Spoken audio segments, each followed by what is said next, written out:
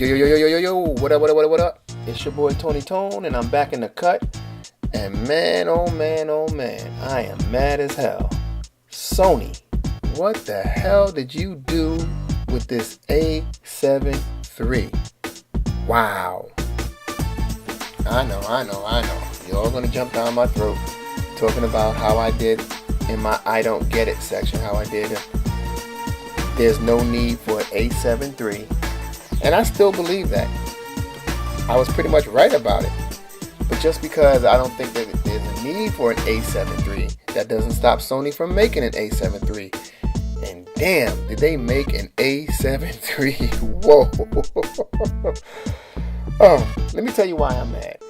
In my piece, I don't get it, I spoke about how with the A7S2 and the A7R2, at the price point that it is now, that is pretty much your entry-level full-frame camera that will service all your needs. And I still believe that both those cameras are beasts of cameras in what they do. A7S2 being video and A7R2 being stills.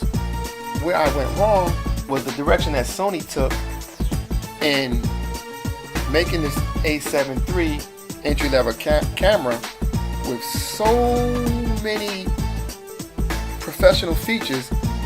You can't really call this an entry-level camera, except for that Sony claims it so. This thing is on par with the A7R3s, just as good, and in some cases, in particular with the continuous focus, it's even better than the A7R3, which just came out. And I'm kind of mad about that because I thought I was slick when the A9 came out. I salivated, and I just knew I had to have that camera.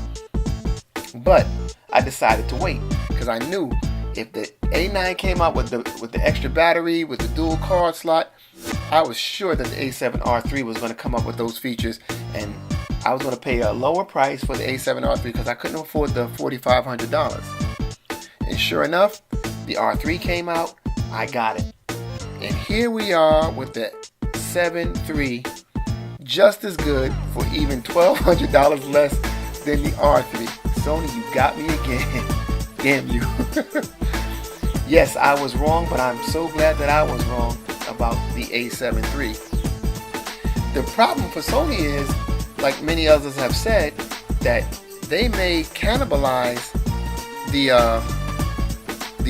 sales of the R3 and even the A9, being that this camera has so many features. And I won't even go into all the features. There's a ton of videos that goes over all the features of the release of the A3 next month. But I disagree, I kind of disagree with the cannibal function. The R3 and the A9, those cameras will still sell, I believe, because professional photographers know the difference. Those that are really, really specialized in what they do, and there's a big market of those photographers. The professional photographer who's shooting wildlife will get that A9 over the R3, and will get that A9 over the 7 III, despite the difference in cost. It's worth it to them. And those photographers that are in landscape, they're going to get the R3 over the 7 III. I'm sure the 7 III will eat into some of those sales, but I think Sony's strategy is to go for blood.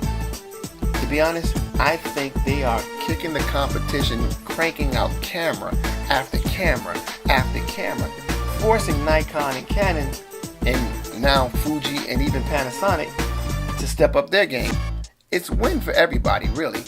If Sony is bringing out an entry-level camera at $2,000 with all these features, can you imagine what the new line of cameras are going to come out with?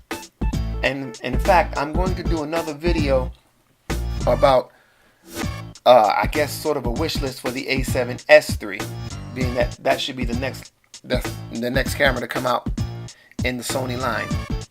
Well, in any case, in my last segment, once again, I was wrong about the need for the A7. Well, I wasn't wrong about the need for the A7 III. I was wrong about the fact that Sony might not bring out the A7 III and just concentrate all their efforts on the S3 and the R3. But I'm glad they did. I pre-ordered my own. I've actually pre-ordered this camera, so I'm glad that I have the R3, and I'm gonna add the S3. I'm gonna add the 7III to my line. Thank you, Sony. I'm mad at you, but I love you. Peace out. And remember, you can't be better by being the same. Peace.